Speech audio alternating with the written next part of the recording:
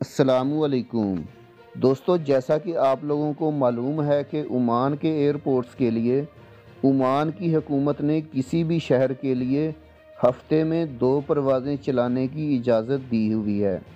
اسی سلسلے میں عمان کی قومی ایئر لائن نے مزید بین الاقوامی شہروں کے لیے پروازیں چلانے کا اعلان کیا ہے اور عمان کے اندر اپنے شہروں کے لیے ہفتے میں مزید پروازیں بھی چلانے کا اعلان کر دیا ہے۔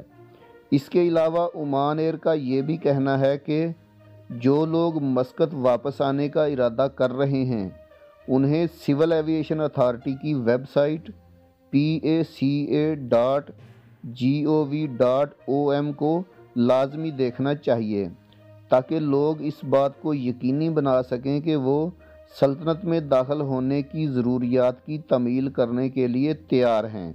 یعنی سول ایویشن اتھارٹی کی اس ویب سائٹ پہ مسقط واپس آنے والوں کو تمام ہدایات بتائی گئی ہیں کہ وہ واپسی کے لیے آپ کو کیا طریقہ کار اختیار کرنا ہوگا، اور عمان سے روانہ ہونے والے مہمانوں کو بھی اس بات کو یقینی بنانا چاہیے کہ وہ پرواز کے دوران اور روانگی سے قبل کی تمام ضروریات سے واقف ہوں۔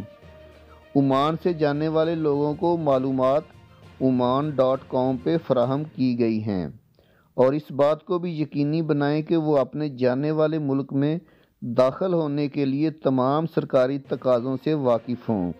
یعنی یہ آپ کو معلوم ہونا چاہیے کہ جس ملک میں آپ عمان سے جانا چاہتے ہیں اس ملک کی واپس آنے والے مسافروں سے کیا کیا ریکوائرمنٹس ہیں جو کہ آپ کو اپنے ملک میں جانے کے لیے پوری کرنی ہوں گی۔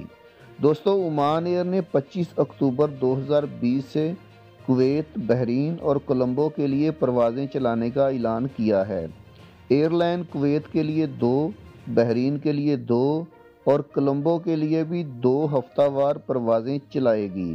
اس کے علاوہ عمان ایئر سلالہ، خصب اور دکم کے لیے بھی اپنی پروازوں میں مزید اضافہ کرے گی۔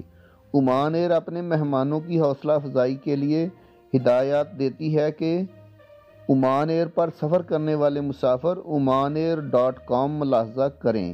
اس کے علاوہ ایئر لائن کے کال سنٹر اور دفاتر یا ٹریول ایجنٹوں سے ان پروازوں اور متعلقہ سفری ضروریات کے بارے میں اضافی معلومات بھی آپ لوگ لے سکتے ہیں۔ دوستو، ویڈیو بنانے کا مقصد آپ لوگوں کی رہنمائی کرنا ہے۔ ویڈیو اچھی لگی تو لائک کر کے چینل کو سبسکرائب ضرور کر دیجئے گا تاکہ آنے والی انفارمیٹو ویڈیوز بر وقت آپ کو مل سکیں۔ اللہ حافظ۔